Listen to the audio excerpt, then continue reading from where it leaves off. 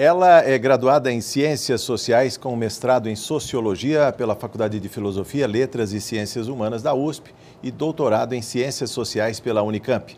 Professora do Centro de Ciências Humanas e Sociais Aplicadas da PUC de Campinas e pós-doutoranda pela Faculdade de Economia, Administração e Contabilidade da Universidade de São Paulo, com a temática da constituição da nova classe média e do desenvolvimento brasileiro. A Arena Livre tem o prazer em receber Ludmila Costec Abílio, que é vencedora do Prêmio Mundos do Trabalho da Associação Brasileira de Estudos do Trabalho, com a tese que virou livro, Sem Maquiagem, o trabalho de 1 milhão de revendedoras de cosméticos pela Boitempo Editorial. Conosco nesta arena, deputados Davi Zaia, do PPS, e Itamar Borges, do PMDB. Muito obrigado pela presença dos senhores. Muito bem-vinda, Ludmila. O que falar sobre esta realidade de mais de 1 milhão de brasileiras, ou seja, não há maquiagem na realidade dessas centenas de milhares de mulheres que hoje consomem e vendem produtos de higiene e beleza, ou seja, aqui é diferente do que acontece no resto do mundo. Nós estamos inventando um novo capitalismo, digamos assim, sem risco para quem produz e vende e ao mesmo tempo com uma sangria, vamos dizer assim, feliz da parte de quem compra, paga em dia e ainda faz um marketing direto e gratuito do produto. Eu queria que você falasse um pouco sobre esta conta, sobre esta visão, uma nova visão, eu acho que permeia as nossas relações. Muito bem-vinda. Obrigada. Bom, esse sistema de vendas diretas que trabalha com essa forma de comercialização dos produtos, ele é um fenômeno mundial, né? E ele cresce exponencialmente por todo o mundo. Aqui no Brasil, a época que eu fiz minha pesquisa, a cada ano eram 200 mil novas revendedoras, né? Só da Natura. Hoje são mais de 4 milhões de revendedores no país, né? Da empresa Natura, hoje são mais de 1 milhão e 300 mil mulheres. A maioria é mulher, né? 50 mil homens, inclusive, né? E a gente tem que também se perguntar por que os homens, né, estão adentrando uma atividade que é tipicamente feminina, né?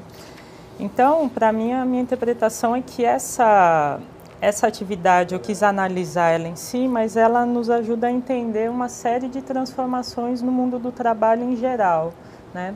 Então, por exemplo, nos Estados Unidos, há uma associação entre o período de crise e o número de revendedores aumenta. O que isso quer dizer, né? Que essa atividade ela se torna um acesso fácil de geração de renda em meio a crises e ameaças de desemprego, precarizações no mundo do trabalho. Sim.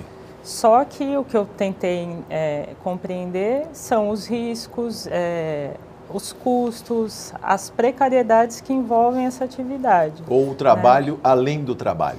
O trabalho além do trabalho, porque em realidade, no caso das revendedoras de cosméticos, é quase como se não fosse um trabalho, né? O tempo inteiro, a forma como isso aparece olha, você está numa festa de Natal, você vai vender para suas amigas, isso é um meio da mulher realizar aquilo que é particular à mulher, que é o mundo da cosmética, da beleza, e ao mesmo tempo promover suas relações pessoais.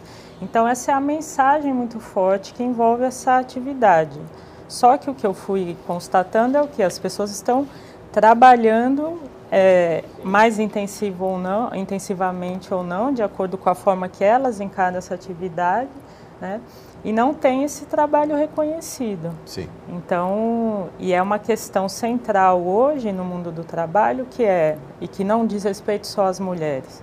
Nós trabalhamos cada vez mais e temos cada vez menos limites sobre o nosso trabalho. Então, nós trabalhamos ao final de semana, nós respondemos e-mail, nós atendemos celular, nós estamos fazendo hora extra. A jornada de trabalho de ninguém mais é de 8 horas. Né? Isso foi uma conquista histórica da classe trabalhadora de redução da jornada de trabalho. E ela está aumentando sem nenhuma forma de regulação. E esse é um trabalho que não aparece como trabalho, se realiza como trabalho, e a base dele é essa. Ele pode acontecer em qualquer momento, em qualquer lugar, sem nenhum tipo de regulação. Acho que seria isso. Ok. Deputado Davi Zaia, sua primeira intervenção, muito bem-vindo a esta arena.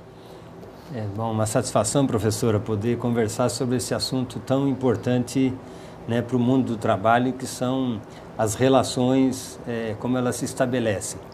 Né? E acho que a pesquisa e o livro trazem luz sobre um assunto específico que às vezes passou até desapercebido das grandes pesquisas, né? Nós temos discutido muito no Brasil essa questão da precarização ou não do trabalho. Eu mesmo, quando agora fui secretário do Trabalho, nós tivemos a oportunidade de conduzir aqui no estado de São Paulo e depois participar a nível nacional da conferência sobre o trabalho decente, né? Que é justamente a questão de se contrapor ao trabalho precarizado, ao trabalho sem todas as proteções que a gente tem na legislação. O que eu procurei, o que eu rapidamente lendo aqui, eu não li o livro, mas li o release aqui, né, esse verdadeiro exército, né, de 1 milhão de pessoas, ele tem acontecido também, muitas vezes, como um complemento. Né? As pessoas já têm um emprego ou uma fonte de renda e acabam olhando ou essa atividade como um complemento. Isso está colocado como... como é que é visto isso pelas pessoas? É uma demanda por aumentar a renda ou tem outros atrativos que levam as pessoas a desenvolver essa atividade dessa forma? Então, tem uma série de mecanismos que envolvem e engajam as revendedoras nessa atividade, né?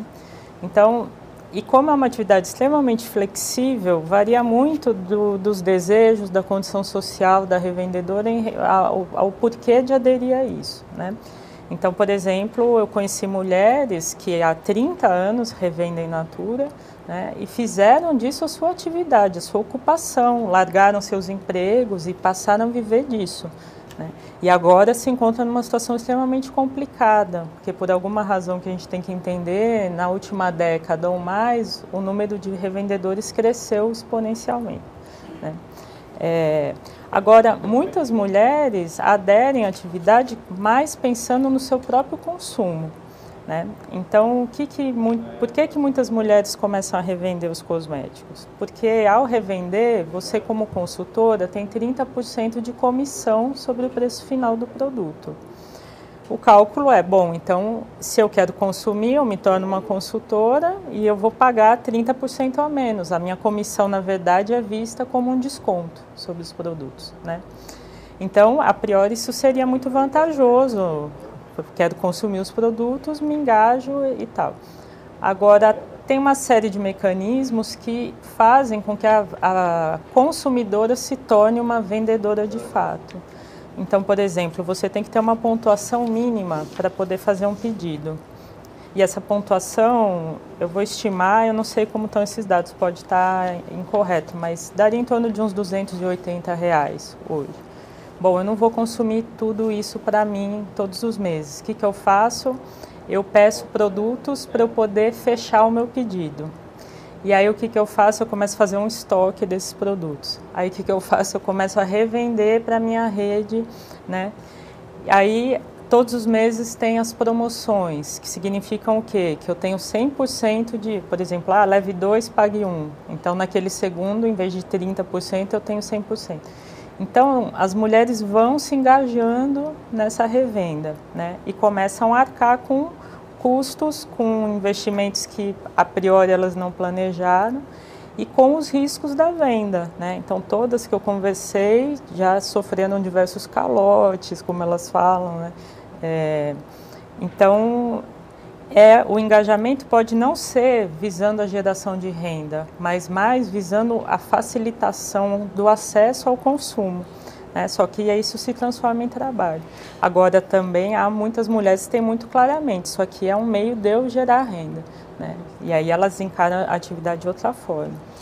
Deputado Itamar Borges, muito bem-vindo a essa arena. Aliás, devo lembrar, temos 2 deputados reeleitos, reconhecidamente pelo povo paulista, com, posso falar assim, uma avalanche de votos. Muito bem-vindos aqui à arena, deputado Itamar Borges. Obrigado, Jorge.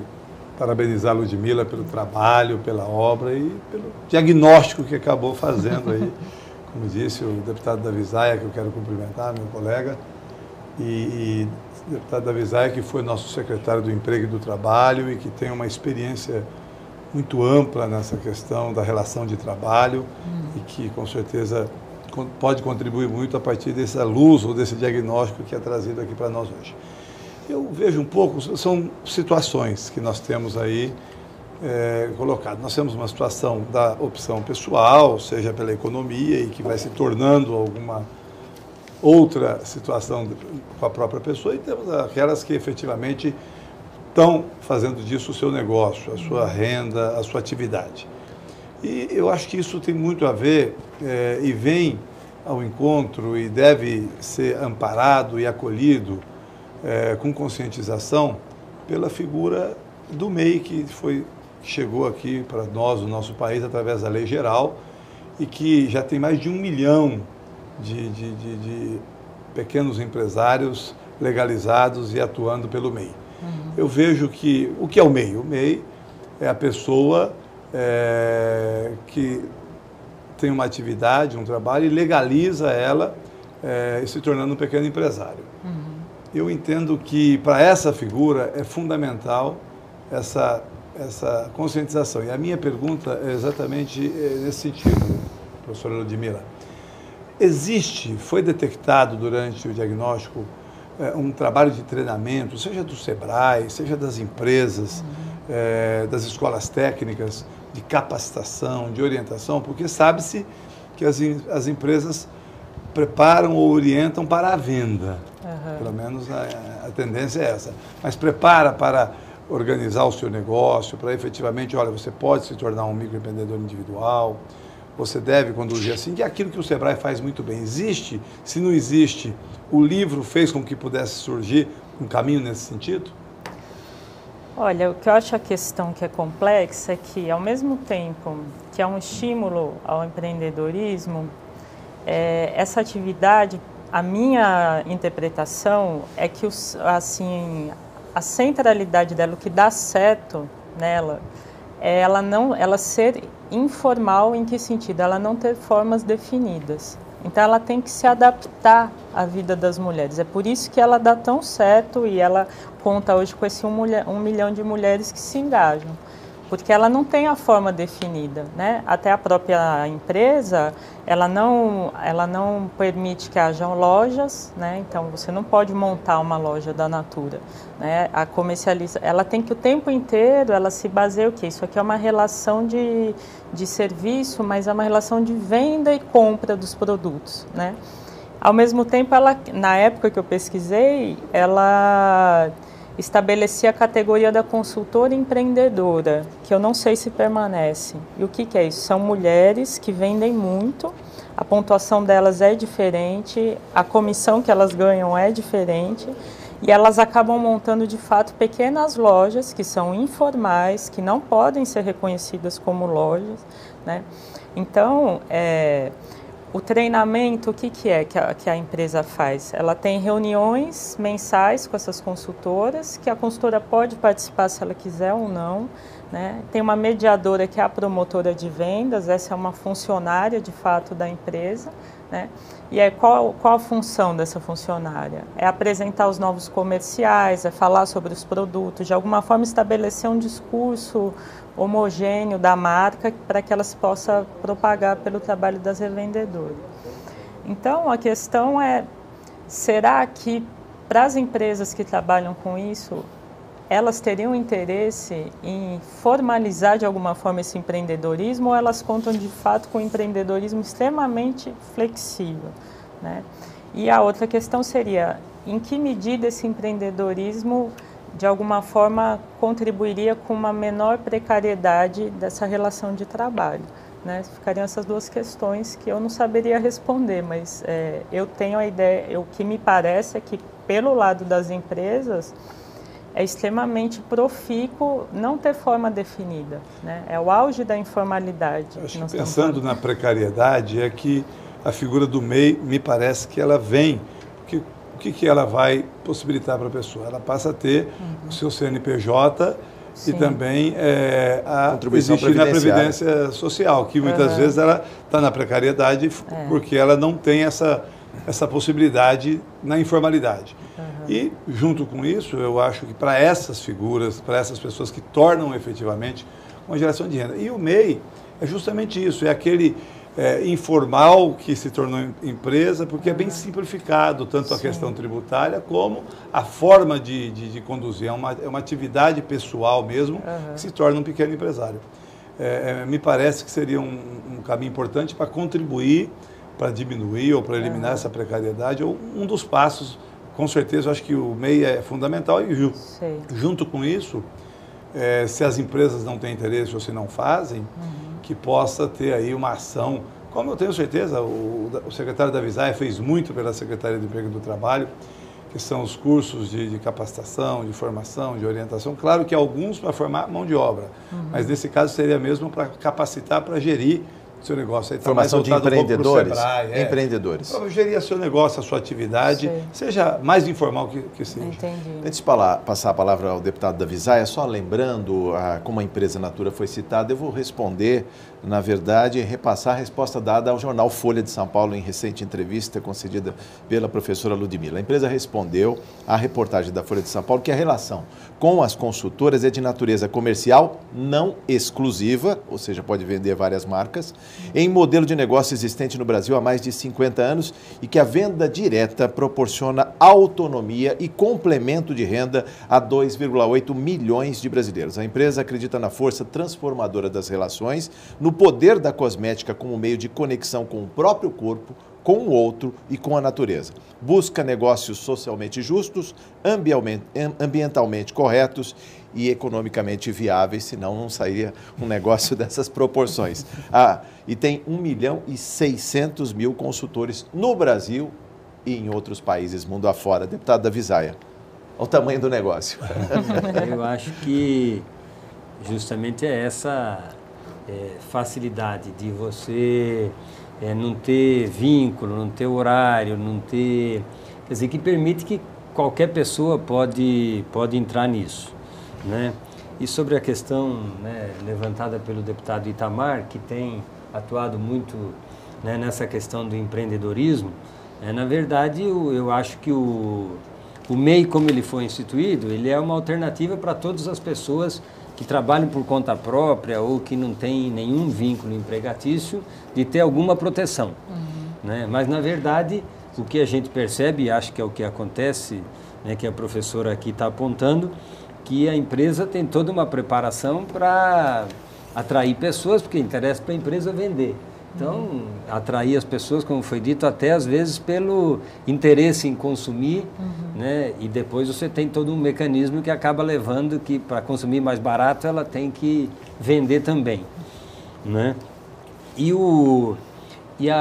essa é uma profissão, né? A gente ainda poderia chamar assim, né? É uma atividade, acho que aqui no texto que eu li, né, é citado o caixeiro viajante, né? Que é talvez o início dessa questão, e que também era uma coisa muito informal, né? Eu me lembro até agora quando estava na secretaria discutindo, inclusive terceirização com o mundo do trabalho, né? O ex-deputado e ex-ministro Almir Pazianuta que citou isso, né? Falou, nós temos terceirização desde o caixeiro viajante, que é muito antigo, né? O problema é como é que isso se relaciona nesse mundo mais moderno que a gente tem, onde as pessoas precisam de proteção, né? Agora, essa questão que eu vejo e que achei interessante, porque cada vez mais hoje nós temos uma tendência, né, no mundo do trabalho de avançar por formas mais flexíveis, né? Esse caso é um caso específico, que tem uma grande quantidade de gente, mas hoje se fala muito já no trabalho trabalho em casa, né? Que é permitido você fazer, né, porque você tem a informática, você tem a tecnologia, o horário flexível. Isso, o horário flexível, né? Isso tem até uma discussão hoje, porque como as nossas cidades estão todas com problema de mobilidade, né, isso facilitaria, as pessoas não precisariam sair de casa, ou sairiam menos de casa, né, iriam algumas vezes ao serviço e produziriam. O professor mesmo acaba, às vezes, né, produzindo muita coisa, preparação, estudos e tal, que demandam em casa, e só sai para ir lá dar aula, atender naquele período que estão com os professores, né? E vi também que a senhora tem procurado fazer uma pesquisa também com os motoboys, né? Que é uma outra categoria que também é uma alta dose de informalidade.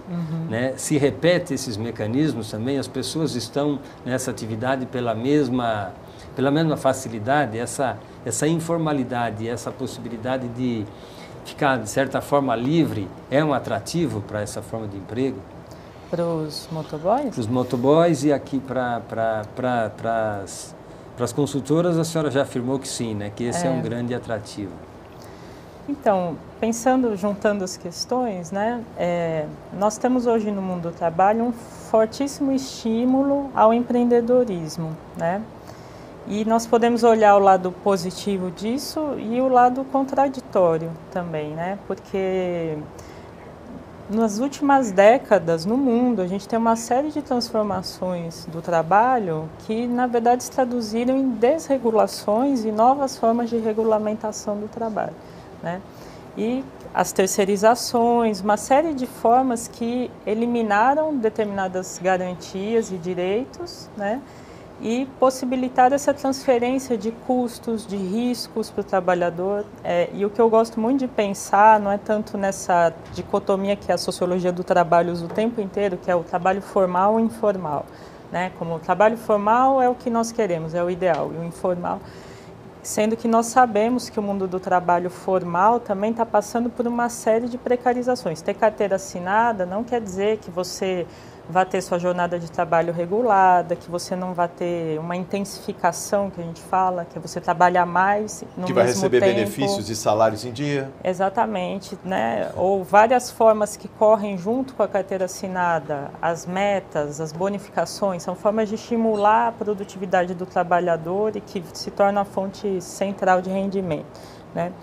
E, por outro lado, esse estímulo ao empreendedorismo, ele muitas vezes também se traduz no quê? Numa forma de transferir riscos e não reconhecer relações de trabalho, né? Então, a gente também tem que pensar nisso, porque muitas empresas hoje contam com o empreendedorismo como um meio de não reconhecer uma relação de trabalho que se transformou. Por falar em empreendedorismo, eu preciso ouvir o deputado Itamar Borges brevemente, depois no próximo bloco a gente fala mais, deputado, mas sobre o trabalho também da Frente Parlamentar do Empreendedorismo. Acho que até o deputado Avisaia colocou, e quando eu trouxe aqui a fala sobre o MEI, é justamente pensando em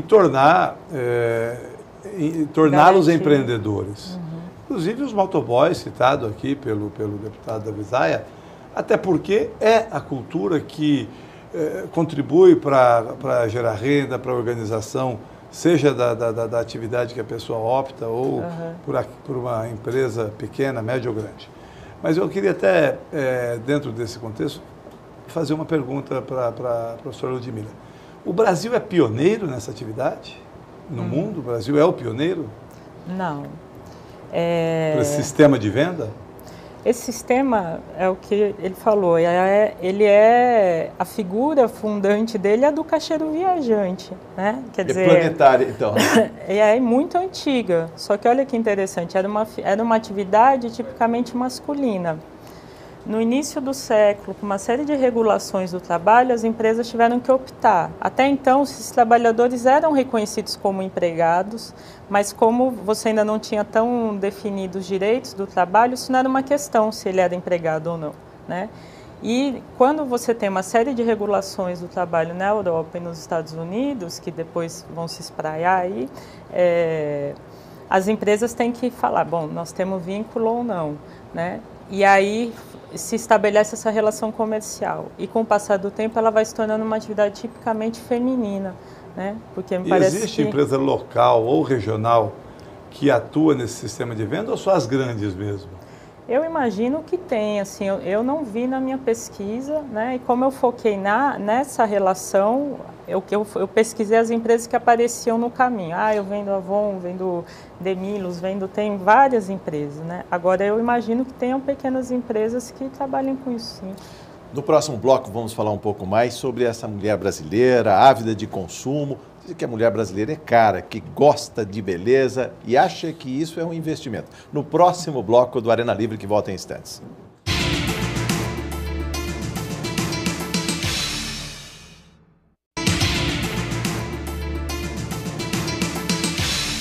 Estamos de volta no Arena Livre, hoje conversando com a professora Ludmila Costec Abílio, que é autora do livro Sem Maquiagem, o trabalho de 1 milhão de revendedoras de cosméticos pela Boitempo Editorial. Falávamos no bloco anterior sobre a beleza da mulher brasileira, essa que investe. Eu vi no seu livro, em alguns trechos, por exemplo, uma investigadora de polícia que compra um apartamento com dinheiro da venda, são R$3 mil.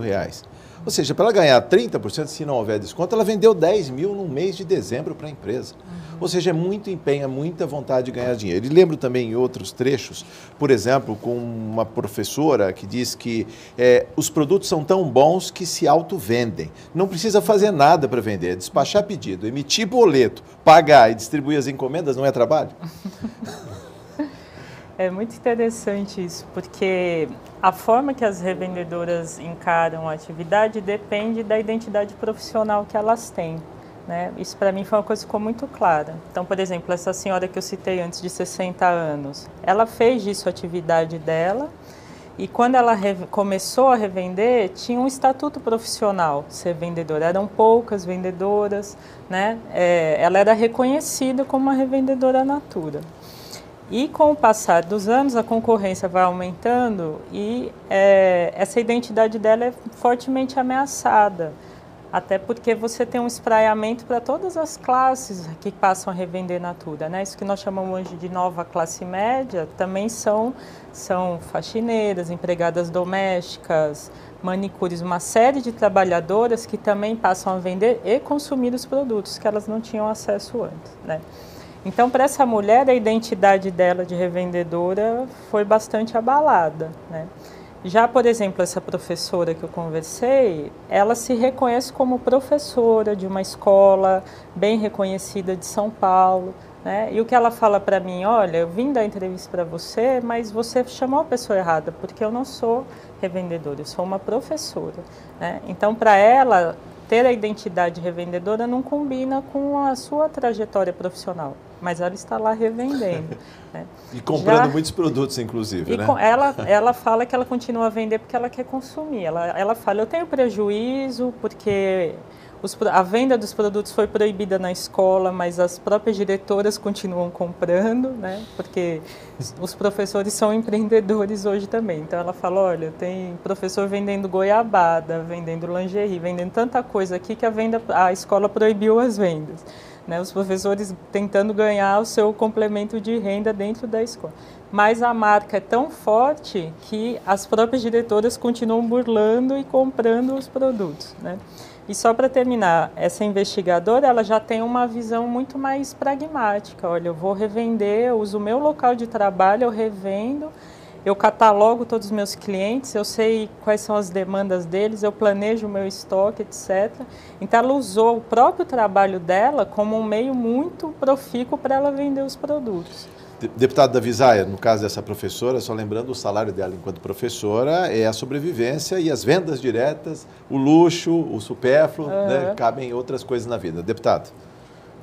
Acho que a vida na sociedade moderna vai ficando cada vez mais complexa, né?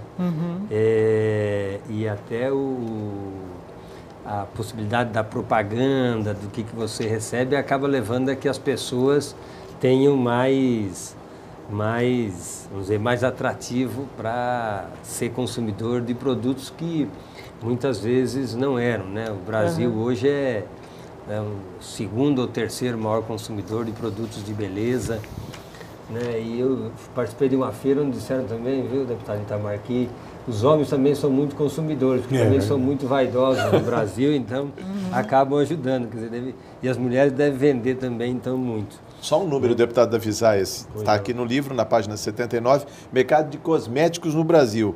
Em 2007, 7,5 bilhões, em 2012, 34 bilhões. Então há uma expansão muito forte e acaba buscando essa relação, né? Acho que meu modo de entender, né, e acho que é bem colocada essa questão entre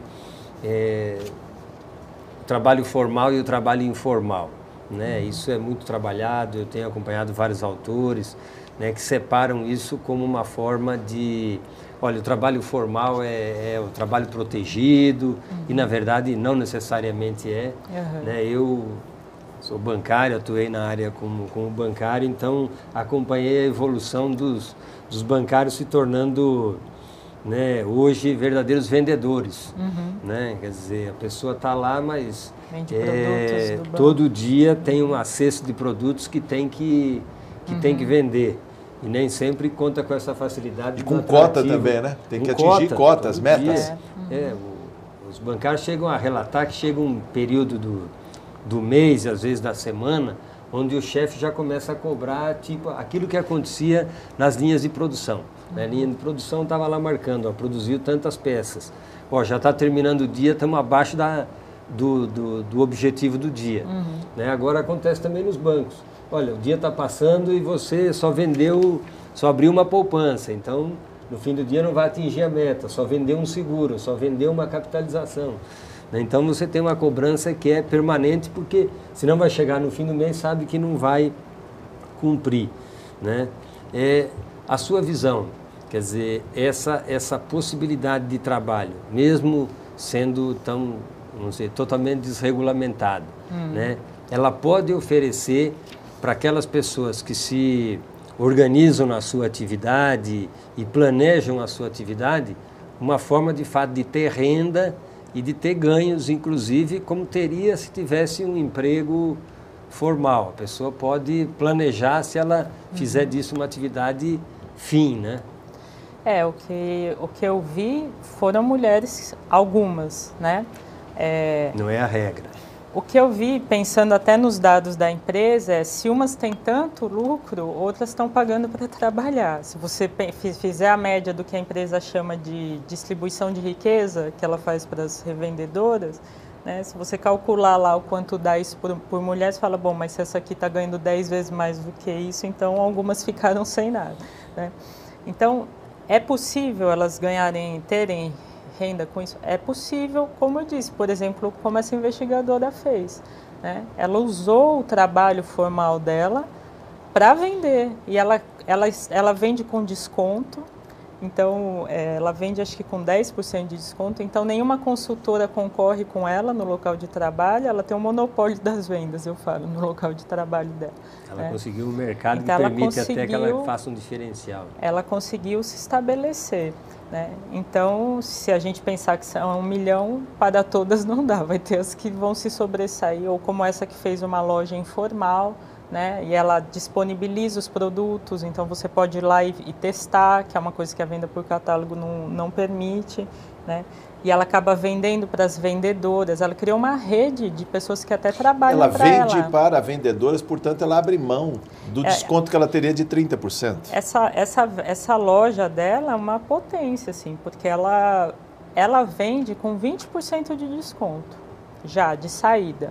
Então, o que ela fez? Ela se tornou um atrativo para as revendedoras. Sim. A revendedora entrega, não conseguiu fechar, não sei o que, ela vai lá e compra o produto e ganha um pouco menos do que ela ganharia. Deputado Itamar Borges, na página 54, fala assim, 4,3 milhões de trabalhadores vendedores. Aí, lembrando pelos números, os Estados Unidos em primeiro lugar, depois Japão, não é isso, professor? China e Brasil. São 90 milhões de trabalhadores no mundo aí, tal e qual o caixeiro viajante. Mas é importante também falar da questão da dona de casa.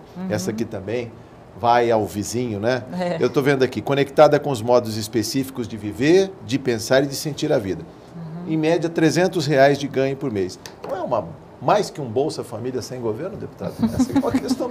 Eu até estava aqui para te fazer a pergunta. Além desse ganho que acaba tendo aí nessa atividade, que muitos fazem como uma atividade complementar, outros como atividade principal, elas chegam a buscar crédito no Banco do Povo Paulista, por exemplo, que é aberto para esse tipo de empréstimo, para fomentar, para adquirir o produto de alguma forma, em quantidade, para ter alguma ação maior?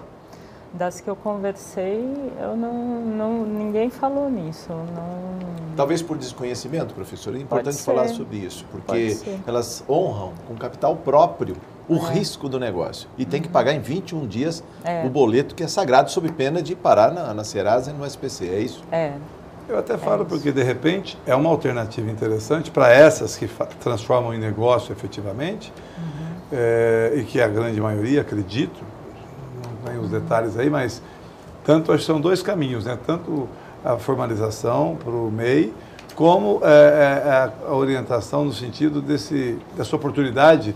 Aqui o secretário da Visaia, que foi quando o secretário, da sua secretaria, incrementou muito o Banco do Povo, ampliou as linhas de oferta, o valor possível de ser emprestado, reduziu o juro. Hoje o juro, deputado da Visaia, está em quanto no Banco do Povo? 0,35. 0,35, quer dizer, praticamente não tem nada igual. É uma oportunidade importante, onde a pessoa, às vezes, deixa de usar a sua reserva e muitos, se não usa o cheque especial, outras coisas, que acaba gerando um custo maior. Sim. É aquilo que a gente conversou antes. Quais são as possibilidades de reduzir esse caráter tão flexível dessa ocupação, né? E como pensar, então, 1 milhão de mulheres vendendo, encarando isso como uma atividade? Tem mercado para elas, né? Quer dizer, o que garante esse número enorme, elas concorrem absurdamente entre si, mas é uma concorrência velada, né? Vejo no seu livro, na página 20, que fala da boa aparência, ou seja, as vendedoras vendem também a credibilidade pessoal. Sim. Quem usa esse tipo de produto fica bonita, tal como eu. Então, eu queria que você falasse sobre isso também, esse jeito do negócio de vender-se também, porque a beleza é um investimento e para a mulher está sempre em dia. Pode faltar limão em casa, mas batom, jamais. Eu acho que hoje tem uma característica que não é só das mulheres, não é só do mundo da beleza, né? Que é você tem que se engajar com seus atributos pessoais para garantir o seu trabalho, né? Então você está numa empresa, você é proativo, você é liderança, você demonstra. Isso é uma dimensão incontabilizável hoje do mundo do trabalho que demanda o engajamento. E a gente pode ver isso de forma muito precária na vida dessas mulheres. Quer dizer, o que é? Elas investem em produtos porque elas têm que estar, elas mesmas estão fazendo propaganda desses produtos, né? Então, ela tem que estar maquiada, ela tem que conhecer os produtos, etc. Então, nesse caso, a questão da beleza, ela cola na própria atividade, né? Ela tem que se promover. E isso é uma parte incontabilizável desse trabalho, né? Só que, mais uma vez, se traduz o quê? Investimento dos produtos, por exemplo. E propaganda não paga, né? Que nós não temos nem como pensar em regular isso. Como que você vai contabilizar a propaganda que essa mulher está fazendo no seu dia a dia, né? Em torno desse produto? Deputado Itamar Borges, uma das estratégias da empresa é justamente levar as revendedoras, as consultoras para a fábrica, para perceber como é o negócio, como é produzido. Isso também parece que faz toda a diferença, que se mostra o Brasil que deu certo, né, deputado? Eu acho que as revendedoras precisam também desta cultura da empresa, né, para vender seus produtos. É importante. Eu acho que tem ações importantes de valorização, de orientação que acontece, mas eu acho que o diagnóstico aí, o livro, a pesquisa da professora Ludmila, ela traz realmente um alerta e mostra realmente que precisa de ações importantes para poder melhorar essas condições, sejam ações das empresas ou sejam ações mesmo que possamos estar incentivando a própria Frente Parlamentar do Empreendedorismo, que tem aqui o apoio do deputado da Visaia, que desenvolvemos juntos.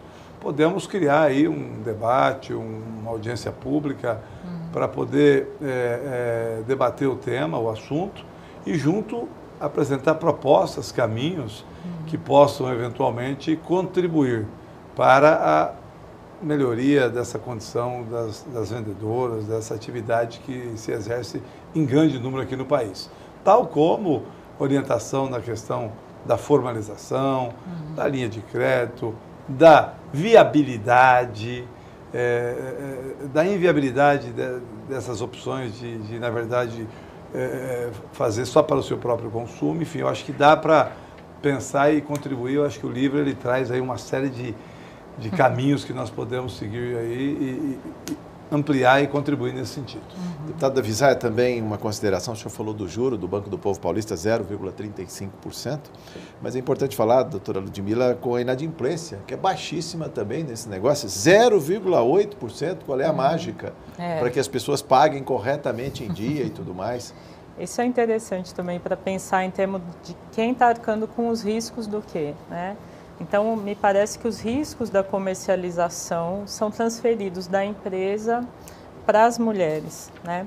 E elas têm um vínculo nesse sentido muito bem formalizado com a empresa, que é o quê? É o pagamento do boleto com juros altos, né? E o risco de botar do nome delas ir para o Serasa, etc. Então, a inadimplência em relação à empresa é muito baixa. Já essas mulheres têm relações informais, né? Então, eu vendo para o meu vizinho não me paga, eu faço o quê? Que instrumentos eu tenho? Acaba a amizade. Ou como uma vendedora me disse, se ele não paga, depois eu finjo que anotei o pedido dele, mas eu nunca mais anoto, né? É o único instrumento que ela tem de proteção. É importante que diga que são mulheres também de todas as classes sociais, de todos os estratos da sociedade. Existe uma classe até cristal, de gente bem... Tem desde a elite paulistana, né? E que tem um setor específico para diferenciá-las das outras vendedoras, até vendedoras que hoje a gente associaria com essa classe C, quer dizer, o potencial de consumo aumentou e essas mulheres estão vendendo mais. E só posso fazer uma... Por favor, ainda há tempo Você e depois eu vou passar as considerações. Da fábrica, e eu fiquei pensando numa pergunta que foi feita no outro bloco, se nós somos vanguarda nesse tipo de... Sim. Quer dizer, não somos vanguarda no sentido de que é um modelo que existe há muito tempo. Mas pensando nesse Brasil que dá certo, né, o que a gente pode ver é que o Brasil tem uma conexão muito forte entre o que é moderno e o que é precário permanentemente. Isso faz a nossa história, né? A nossa modernização, a acumulação capitalista no Brasil. Então, você vê hoje uma empresa com esse estatuto, líder de mercado, concorrendo com as outras empresas que também têm suas formas de transferência de riscos e de exploração, etc., né? Ela é o exemplo da modernidade brasileira e, ao mesmo tempo, ela está assentada nesse 1 milhão de vendedoras informais, né? Então, isso é para a gente pensar o que é ser a vanguarda brasileira. Vamos a uma rodada de considerações finais. Deputado Davisaia, só lembrando que a mesma empresa, segundo a pesquisa, em 1980 tinha 2.000 consultoras, em 1990, 50 mil e em 2010 bateu a marca de 1 milhão. Sua saudação, deputado Davisaia. Não, eu queria parabenizar a professora pela pesquisa realizada. Eu acho que são trabalhos como esse, produzidos na academia, na universidade, que ajudam a que a sociedade possa ser alertada e até prestar mais atenção, né, numa atividade como essa, que muitas vezes foi encarada assim como sem maior importância. Aí a gente percebe que movimenta, né, um volume enorme de recursos financeiros, 34 bilhões. 34 bilhões, né, tem essa quantidade de pessoas, então, parabéns por isso. E até permite que a gente comece a pensar, né, deputado Itamar Borges, né, mecanismos, né, não necessariamente de regular, porque eu não sei se daria certo, mas de oferecer alternativas. Né? E eu me lembro que quando visitei uma das feiras, que foi da beleza aqui em São Paulo, nós colocamos lá dentro da feira justamente o stand do Banco do Povo. Né? Porque cliente potencial do Banco do Povo é quem está trabalhando por conta própria, basicamente, né? E lá no caso da feira, não só as revendedoras, que provavelmente vão lá para conhecer novos produtos, mas também as manicures e tal, que acabam trabalhando com o produto e às vezes também sendo vendedoras. Então, parabéns pelo trabalho, porque acho que nos ajuda a olhar com mais atenção para uma atividade que junta tanta gente. Deputado Itamar Borges. Mesmo ali, parabenizar também a professora Ludmila, muito importante, eu acho que uma sensibilidade extraordinária de buscar e trazer efetivamente esse problema ou essa situação que existe no nosso país e no mundo, claro, mas especificamente vamos falar do nosso país. E, como disse o deputado Davisaia, eu acho que traz tanto para o telespectador, como para nós, orientação no sentido de agir.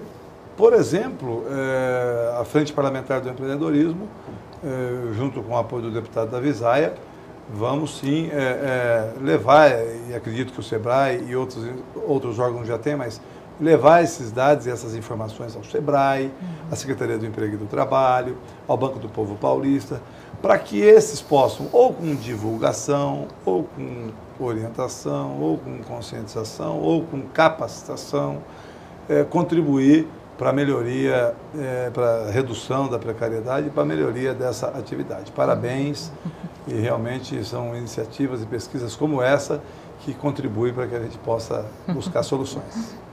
Considerações finais, professora Ludmila, só lembrando na página 147, o que leva 1 milhão de pessoas, mais de 1 milhão de mulheres e homens, a uma atividade que é pouco rentável, que demanda capitais próprios, portanto riscos, tempo útil. É a vontade de permanecer sempre e permanentemente bonita a mulher brasileira?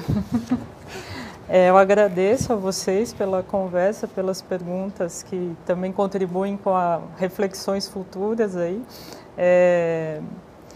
E vou fechar, então, respondendo essa sua questão que eu mesma pus aí, né? Eu não acho que é a beleza, é o mundo do trabalho, né? As pessoas estão engajadas cada vez mais em formas cada vez menos reconhecidas de trabalho, dentro e fora do seu trabalho, né? Elas estão se envolvendo cada vez mais com formas de extensão do tempo de trabalho, de intensificação do seu tempo de trabalho, formas não remuneradas, que de alguma forma garantem a permanência delas no mundo do trabalho e garantem alguma forma de rendimento também. Então, eu acho que não é o mundo da beleza que está em questão, é o mundo do trabalho, né? E ficam os impasses, a gente faz a crítica e vem ao que se coloca aqui aí, como a gente traduz isso em termos da política, do cotidiano, né? Como pensar em forma de proteção é um desafio que traz outras contradições também. É isso, obrigada. Ponto final, críticas, sugestões, comentários pelo endereço eletrônico arenalivre@al.sp.gov.br. Professora Ludmila, muito obrigado por seus esclarecimentos. Sucesso com esse Sem Maquiagem, o trabalho de 1 milhão de revendedoras de cosméticos. Muito obrigado à presença do deputado Davi Zaia, deputado Itamar Borges. Muito obrigado por sua audiência. Até o próximo Arena Livre. Eu espero você.